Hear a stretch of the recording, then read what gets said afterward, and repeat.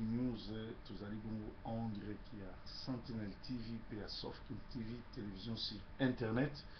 oyo elekaka en direct ya internet à partir ya Canada. Biso toza bongo na Mongalema na Manchester na England, basango ya Congo po na basango ya bamboka na bino, basango ya Congo na bandako na bino ezali bongo dossier oyo Proverbe 30-30 amipesa pona kopesa bino ba information pe tout sur l'ensemble to ba nini tokoki kosala pona kosikola Congo. Kabila, un infiltré rwandais, aza gouverner avec défi et toutes les institutions de la RDC do Yamboka ezali illégitime. Makambo Kabila tolobi trop, tozoloba pe trop, tozo continuer koloba. Tokolemba pe koloba te ti mokolo ou tokokunda ye ou akotumbama ou akokende CPI. Alors, boyebi bien que azali sujet rwandais, boyebi bien que groupe bapaya baye na mboka na biso bakangi mboka na biso na makasi na minduki, baza ko gouverner kokosa ke démocratie ezali, kokosa ke bazosala développement, kokosa ke baye na 5 chantier nzoka eza nango makambo lokuta. Parce que sur botali na pouvoir na Congo, président de la République aza rwandais, boyebi bien que Kabila azala jamais congolais, azali sujet rwandais, abokolami na maboko ya Mose Kabila, mais azali rwandais, azali congolais te. Yami Balé, c'est toké na Sénat, moto aza sénateur, président Sénat, Kengo Adondo, bino boyebi masolo ya Kengo Adondo, azala jamais congolais, azali rwandais, polonais, touti. Soki tokei bongo na parlement, mina côté mutazaka président parlement, en réalité présidente à parlement ezaka Jeannette Désiré Kabila oyo azali tata mwasi ya Kabila aye alingi akoma président congolais. Donc soki totali bien toke na armée na biso tokomona ke armée eza infiltré na la police na wapi pe na bakamp nyonso militaire bakonzi baza kuna baza ba rwandais. Soki toke na administration ba PDG ba directeur généraux na ba SNEL ba régie des eaux na ba société ya minene eza ba rwandais, c'est-à-dire bapaya babotoli biso mboka esengeli tobenga na bango. So toke na opposition bakomisi Kamere congolais et pourtant za congolais te, c'est rwandais, et na ngonga oyo basali sur likopa Vital na Moïse Katumbi ou à 25% ou 20% congolais, 75% étrangers, c'est-à-dire à koki na constitution na biso ko za président de la République, bazolinga bango ba comme président pour kaka congolais a continuer à souffrir. Alors la députée européenne Cécile Kyenge ou azali italienne d'origine congolaise, à son tour demande à Kabila de quitter le pouvoir et de libérer les opposants politiques tels que Diomi Ndongala et Mouyambo qui croupissent encore dans les geôles de Kabila. Rwandais bazo pillé mabaya grave après avoir aussi ça minerai, c'est qu'on va découvrir que mabaya Congo ils a pétrole ba koti nango grave et copié. Pourquoi Kabila a bloqué 1300 enfants congolais adoptés légalement dans les pays étrangers pour babima bakende Europe? Alors eza likambo kama bandiko na ngonga oyo ba congolais oyo 1300 na ba congolais d'origine oyo nani mindele bayi ko adopter bango selon ba contrat ndenge ya la alliance bato basala mutu nyonso to ana droit ko adopter mutu, mais Kabila a bloqué 1300 bana o baza na ba visa baza na mikanda nyonso, c'est-à-dire ayako découvrir cop wana na retard ici ba pesi bango ba visa tout et tout, alingi bana na ba bimate parce que bana na so ba bimi ezali ko protéger sous Congo. Il y a des Congolais, 13 Congolais au babimi na kati bana na 13 ba robota sous ba Congolais. Or bango mission na bango ezali ya ko exterminer ba Congolais. Ya mwa bazo lingate ba Congolais na ba bima va se sauver parce que souci na bango yali ou bana ba kufa na nzala ou ba kufa na mayo ya mabe ba melaka ou ba kufa na ba masasi ozo beta na Kinshasa to kuluna asila na bango. Alors toujours ko senga na bandeko nyonso surtout oyo bazali na ba contact na ba MP au bazar en contact na ba membre ya communauté internationale batia pression pour te bana oyo ba libérer bango babima Congo bakende na bamboka oyo ba parents ba adopter bango bazozela bango pour ba continuer vie pe lobi bakoki ko aider Congo. Congo mboka monene bayuma bakoma kosakana na biso po tozangi unité na bolingo. Mboka monene lokola Congo ba villageois ba mendre ba mbokar bakoma kosakana na biso tout simplement parce que Congolais aza na bolingo te, Congolais aza na unité te. So totali na ba mboka oyo eza tout autour na biso, surtout biso toza na UK na Angleterre, omona ba libu baza uni. Même na Afrique kuna omona ba musulmans baza uni. Okomi na mboka ba yebi yo te ba kopesa mbongo ba aider yo. Mais biso bato lobi to ba chrétien en réalité bato belé ba na ba chrétien te parce que le fait que une église, le fait qu'il y a aussi la Bible ne fait pas de toi un chrétien. Mais pour comme un chrétien, il faut s'analyser à Jésus Christ. Bolingo ya moninga, bolingo ya ndeko ya mwana ndezo comme ça montre comme un chrétien. Ce qui na Bible ba bengaka ba chrétien na Antioche ezaki pote batwana bazalaki na bolingo ya Yesu, bazalaki kotambola kwa Yesu. Mais lelo okomona ke milliers o eza pourri, milliers o eza mitema mabe, milliers o eza makambe, milliers o ezali kotonga kofinga ezali le soi-disant milliers o bazo benga chrétien. Alors en réalité eza na bande ya bato ba kanga kombo Yesu na Bible mense bazo sa makambo zanga tina pe nzambe aza ko bimisa ko poisa. En plus tolobaki ete to lancer déjà assainissement de la ville, yo pasteur oyebi ko pumbwa na butu, yo mutu olobi ke osambelaka mozana kisi boko kufaka moko na moko so botiki kindoki te. Parce que tout ce toboaki moto ya Yesu Christo pe makila ma Yesu couvrir ville bo meka ko bimaka na butu. En tout cas soki bozo continuer to kokunda bibembe parce que Bible zo ba nguya mulimo wa Nzambe zo contrôler ville, Satana akoki kopumbata akoki komata te. Nazo sabino ezana ba pasteur mibale moko bazo linga balia ye il faut luka prière makasi ya mibale akoleka po ali kotika kisi te, alors a continuer kopumbwa tout suite déclencher puissance en monde ya Nzambe na ezwa contrôle ya nini ya monde céleste pumbwa zonga ra tokotala soka no ndenge oza. Alors tolobi unité ezate bolingo ezate, Congolais azali contre moningane Congolais, Congolais alingi ko aider moningane na été alingi pe ko vivre na communauté te. Tala kaka na entourage na yo landa bien mutabe sa réputation na yo, mutaloba mabe na yo eza mutu bozanga na ye. Mutu yo kansaka za pire yo ye wana soki opesi mu Congo ba tielo vidéo ba tielo cassette makamba loba okamo bowela nini bowelela eloko te, ozwa ye mbongo te, ozwa ye mwasi te, oyiba ye eloko te, azokoka grâce ya Nzambe eza na kati na yo te. Alors ndenge balobaka kaka l'ennemi ton ennemi sera quelqu'un de ta maison. Donc motu kaka ndako na yo,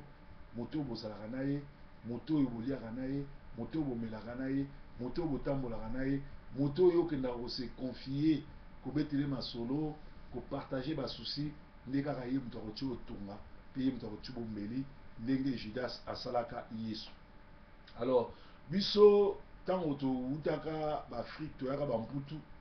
oyo eza bamasolo ba 30 ans passé, tokutaka bavie bayebisaka biso bolingo unité, bayebisaka biso ke tosangana tokeba na mondele alingi biso te, tobeta ege ya kilonde oyo nazobeta masolo ya bapoto ya ba 85 86. Donc tango poto ezaka unité ozotambola na nzela oyoki moto oyo balingala otelemi okoyamba ye boza bandeko parce que bouti musika boyo komonana awa. Mais lelo oyo bamvena baza kovivre mputu lokola na Kasangulu. Donc bamvena bamema esprit du village na kati ya mputu, bamema sorcellerie, bamema kokabwana, bamema kimboka, bamema bakoma awa na mystique ya Nzambe, na mystique ya ngungi na grâce ya Nzambe. Alors bakoma awa bapebisa makambo ebele parce que na ba regroupement familial tozosala bapetiti oyo bantior bazwi mpe bavisa baye, basi mpe bato bantior bazwi mpe bavisa baye. moi si ope ya liboso nde azosala regroupement familial mobali ne pa ntio azwi visa mpe aye. Donc toza na bango totambolaka na bango tomelaka na bango yango balobi lekenge fait l'homme.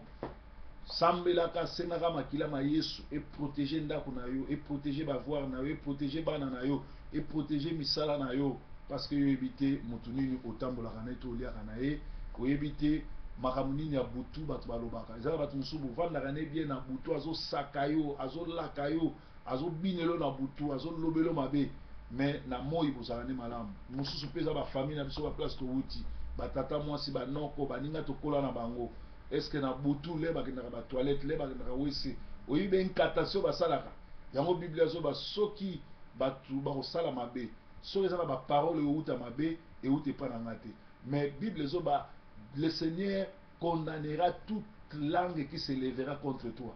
Il y aura un temps où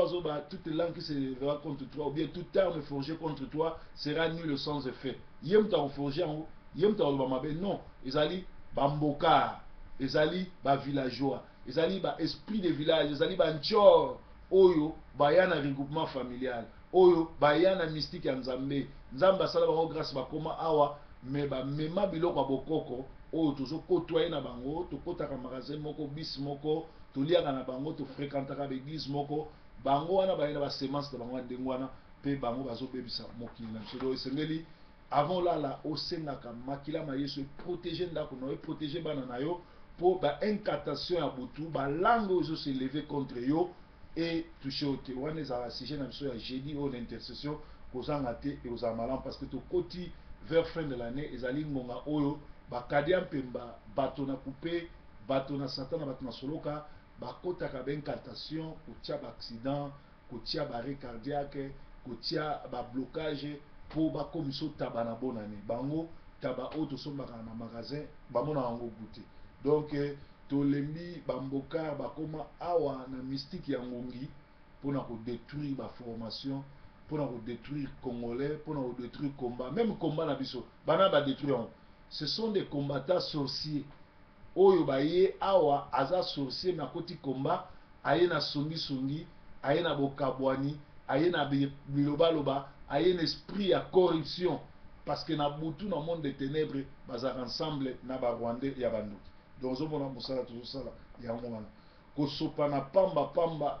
yo mikilise mobimba likolo ya 500 livres, likolo ya 500 euros, likolo ya 200 euros, ozosopa ozoteka mboka na yo ki osopa na pamba kokende kotravailler na bakolabo mpe na batraître bazana na butu balalaka te bazini bayeba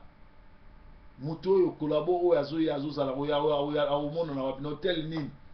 bakoma na moi okomona bango bato malamu na bamiso balali na butu ba médecin de nuit kokende kokutanaka na bahotel kokende kokutanaka na barestaurant kobeta ndenge nini bakoteka Congo.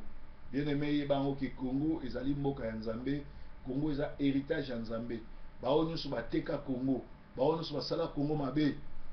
libembe na bango ezonga Congo te. Mobutu Tshombe botu na bibembe na bango ezali baoyebisa bi tokeba na baservice ya ANR ekoti na Facebook, ekoti na Twitter, ekoti na WhatsApp, tout simplement na kopanzaka ba video ya lokuta neti lobi tango na sali émission na lobi ke Katumbi na Vital na okutana na Tshisekedi na Bruxelles eza lokuta parce que na bato IDPS babengi nga babi esalamite ekoko salama pete mais tomoni yango déjà bapanzi na ba video ke bakutanaki bana baosala biloko ndenge wana ezali bato ANR bazotia ba video pour na kotia distraction, pour na kotia loisir, pour na kosala ki bato bakabona bato baswana. Alors à partir ya lelo vidéo nyonso yo komona titre nango avant osala commentaire nango bien analyse loka otuna tuna na gauche na droite pour service wana ezo kosala mosala na bango. Biso ba combattant na ba résistant to benga na système ya Kabila parce que système ya Kabila effréné Congo. Kabila a ralentir élan ya Congo. Talale Kabila père yaki élan o ezako kende. Le vrai Kabila mutu Mose Kabila parce que yaza Kabila fisté. tango Mose Kabila alaki na 3 ans et là Congo esingai kene makasi soki Kabila le vrai Kabila azali na pouvoir ti lombe Congo ekoma musika mais tala Kabila a freiné biso mabe azongisi biso sima parce que Kabila aza problème ye moko ye aye pona ko détruire Congo, ko détruire tissu économique ya Congo, ko bebisa ko boma abebisi armée aponzi armée akotisi ba imi ba infiltré oya ba cousin ba rwandais ayibi nkitana biso ayibi mabele tala système ya Kabila ndenge effréné biso bana mboka moye te soki tembe botuna bino ba combattant bino ba mikiliste ba oyo botsombaka bakar botindaka na kini boyebisa biso lelo bakar wana eza wana ekotisi combien bakar wana mosani esali mpona ni bambongo na biso emonani te nyonso tu wana ezali misala oyo Kabila asali na kati ya komba. Kabila freine biso mabe